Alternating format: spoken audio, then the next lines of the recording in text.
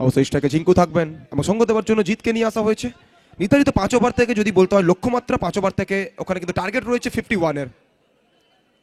বল করছেন শুভেন্দু, নিশ্চয়ই চাইবেন একটা ভালো শুরু করতে, নিশ্চয়ই চাইবেন একটা ভালো স্টার্ট এনে দিতে দলের জন্য।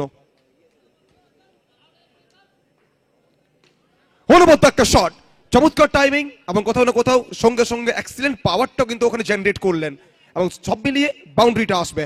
ফার্স্ট বাউন্ডারি জিঙ্কুর ব্যাট থেকে। এক্সিলেন্ট বোলিং, বল পরে খানিকটা ওখানে কাট হয়েছে, ওখান থেকে আবারও গতি, ওখান থেকে নবলের সংকেত।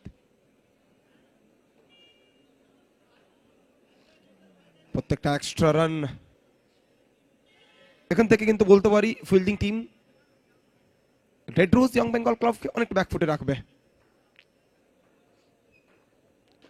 আবারও ঝিঙ্কু স্পেশাল, নিজের ফেভারিট শট, নিজের ট্রেডমার্ক শট। বড় মঞ্চে বারংবার এই শট আমরা দেখতে পাই, আজ কিন্তু আবারও ঠিক সেই চেনা ছন্দে ওখানে ব্যাট করছেন ঝিঙ্কু।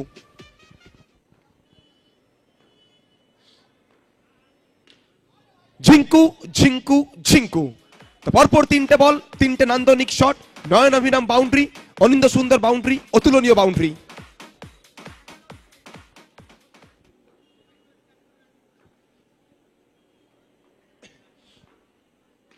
তিন থেকে 3 নয়, 4 থেকে 4 আসবে। হাতের চওড়া ব্যাটকে হাতিয়ার করছেন, মেজাজে মস্তানি করছেন, মুন্সিয়ানা দেখাচ্ছেন জামুরিয়ার খেলোয়াড়, বাংলার টেনিসের সুপারস্টার সুকান্ত ঝিঙ্কু।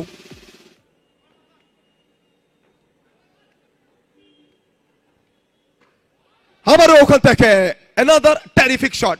এবং কি কারণে বাংলা শর্ট হ্যান্ড ক্রিকেটে বহু ফ্যান্স রয়েছে ঝিঙ্কুর, তাই জন্য বারংবার বলতে পারি বড় মঞ্চে আবারও প্রমাণ করছেন। বসে প্রত্যেকটা মুহূর্তে বেস্ট উইসেস আসছে ওখানে ঝিঙ্কুর জন্য। বলাতে শুভেন্দু, ওখান থেকে আবারও একটা বাউন্ডারি। তো কোথাও না কোথাও শুভেন্দু ইতিমধ্যেই সব মিলিয়ে 28টা রান খরচ করলেন, মাফ করবেন 26 রান খরচ করেছেন ইতিমধ্যে। তো বড় ওভার এখান থেকে, আর ওখান থেকে শুভেন্দু